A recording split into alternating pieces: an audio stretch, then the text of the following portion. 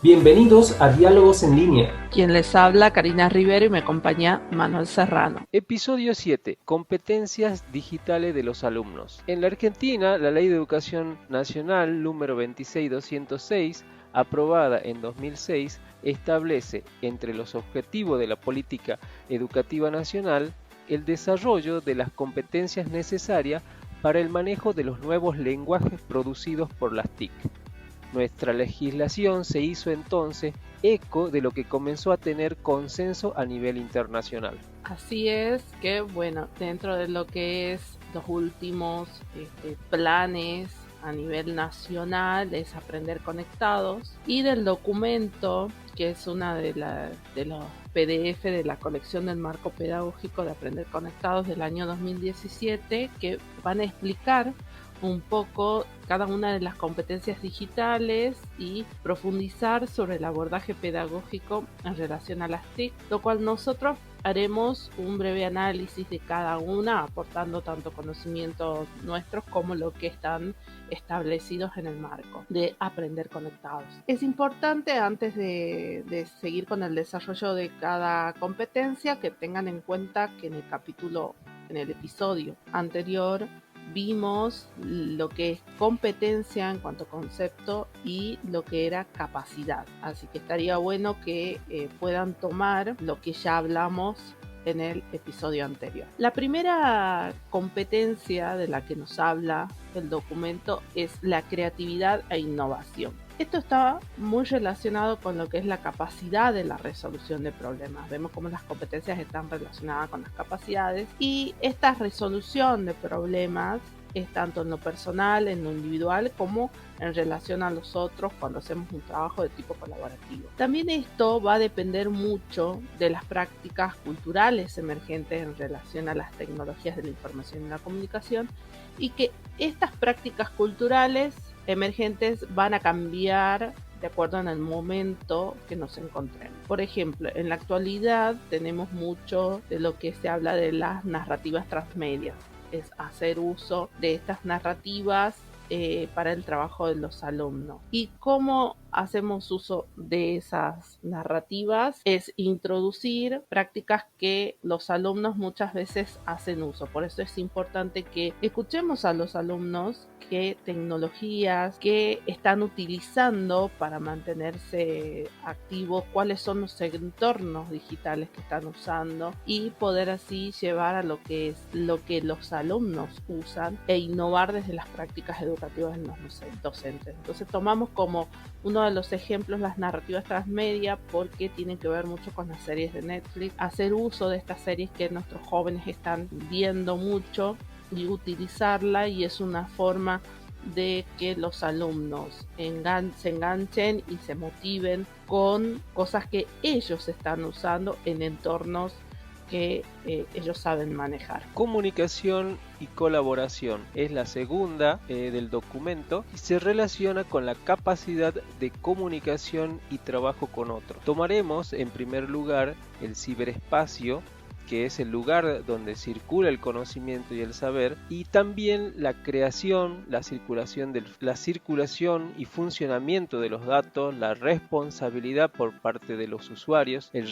respeto a la diversidad, la inclusión, los múltiples lenguajes de representación, sonidos, imágenes, simulación, etc. Cuando nos referimos a lenguajes, también nos referimos a los modismos que podemos tener de acuerdo a la geografía en la que estamos. Y nosotros en Argentina tenemos un montón de tonalidades, por decirlo, en el lenguaje, y que hacen a cada región. Entonces tener el respeto por esta forma de hablar es parte de esta capacidad de comunicación y colaboración. Si hay participación colectiva en la creación de los saberes, esto habla mucho del trabajo con el otro y del trabajo colaborativo para poder construir entre todos el conocimiento. La tercera competencia es información y representación, y como sabemos esta capacidad es la comunicación, o sea, está relacionada 100% la capacidad de comunicación en esta competencia. Es donde se exploran y analizan todo lo que sucede en el ciberespacio, sobre todo el modo crítico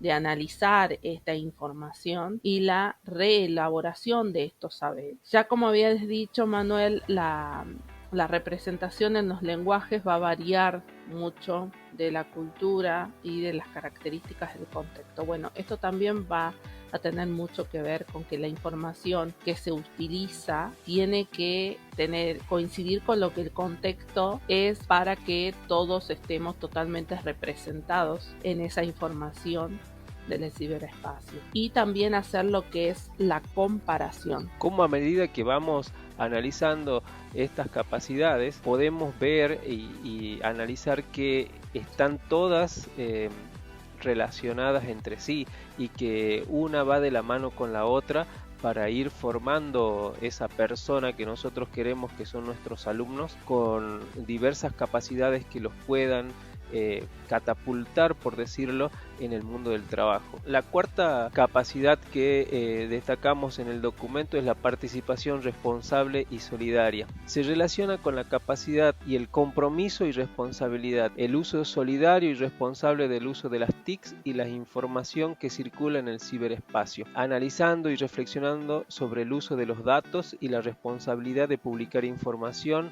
y avanzar sobre lo legal en relación a esa información. Por ejemplo, ¿qué sucede con los datos y las redes sociales? Vemos muchas veces que se publican cosas en las redes sociales y tienen un impacto en la sociedad.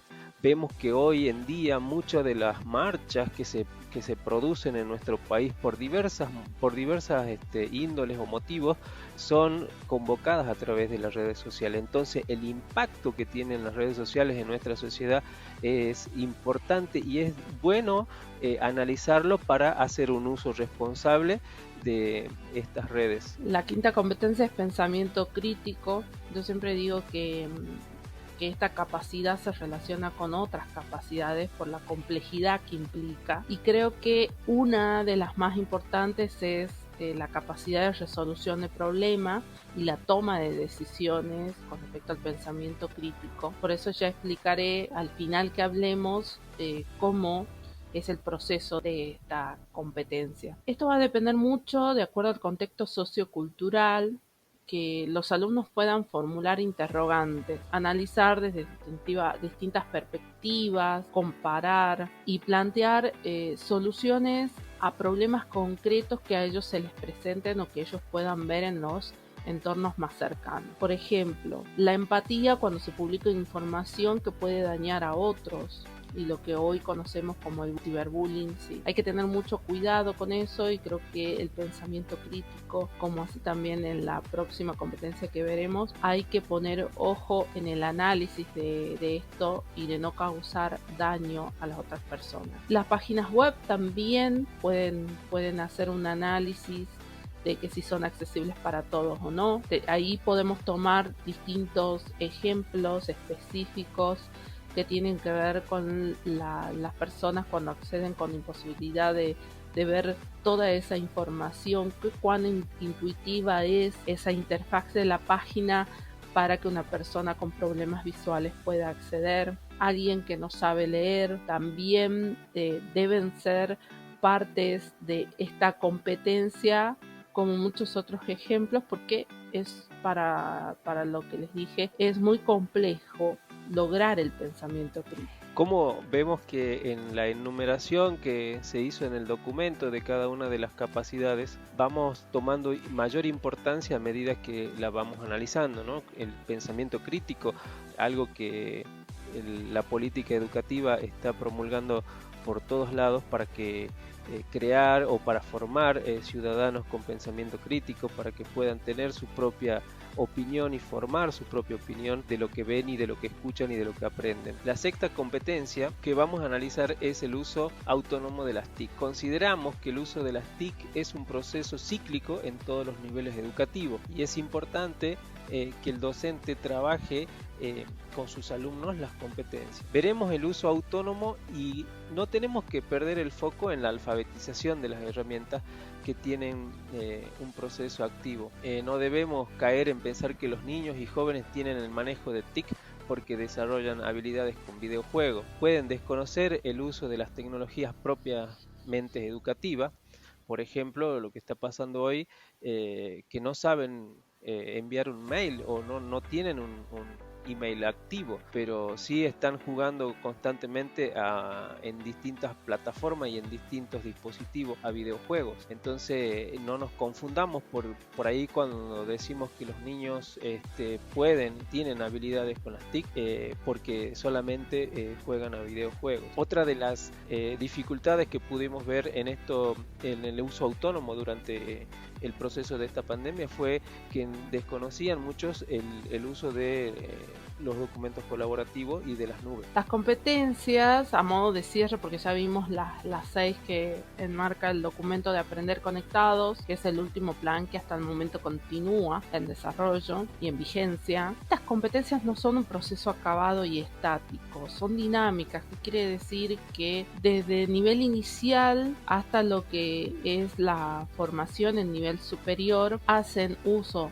de las tecnologías. ¿Qué quiere decir? Que yo no puedo pretender, si hay alumnos que en la primaria y en nivel inicial no hicieron uso de las tecnologías de nada, no puedo pretender en el momento de la secundaria lograr todo de golpe, lograr un pensamiento crítico, mirar las tecnologías. Sabemos que el pensamiento crítico es una de las competencias propias de todo el sistema educativo, que en muchas áreas trabajan constantemente para tratar de lograr esto en los alumnos, pero deben ser procesuales y dinámicas en todos los niveles para que tengamos alumnos competentes. Todos tenemos la capacidad de lograr muchas cosas, más allá de las dificultades, del tiempo, del ritmo de aprendizaje. Pero cuando hablamos de lograr las competencias, en este caso las digitales, ahí sí hablamos de distintos niveles de habilidades para poder realizar algo específico. Decir cómo se desempeña la persona en esto. Llevar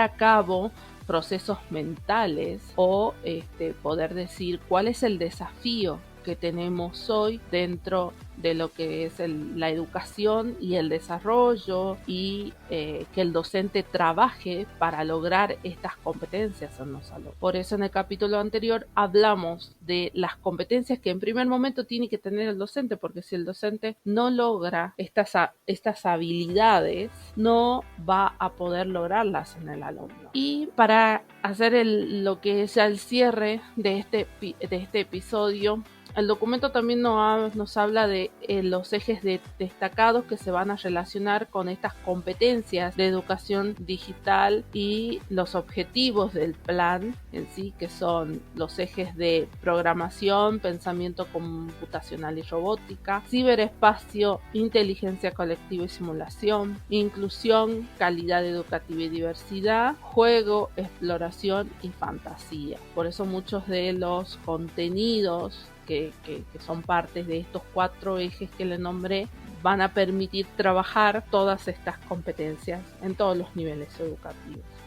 Y también resaltar de que es importante comprender que el desarrollo de todas estas competencias que venimos nombrando es un proceso, y por eso citabas, Karina, que debía producirse en los 3 niveles y que sea cíclico, que se siga repitiendo en los demás niveles educativos, para que podamos llegar a un alumno y después a una persona que desarrolle todas estas competencias para su vida laboral. Los esperamos en el próximo episodio. Los invitamos a seguirnos en Spotify e Instagram y suscribirse a nuestro canal de YouTube.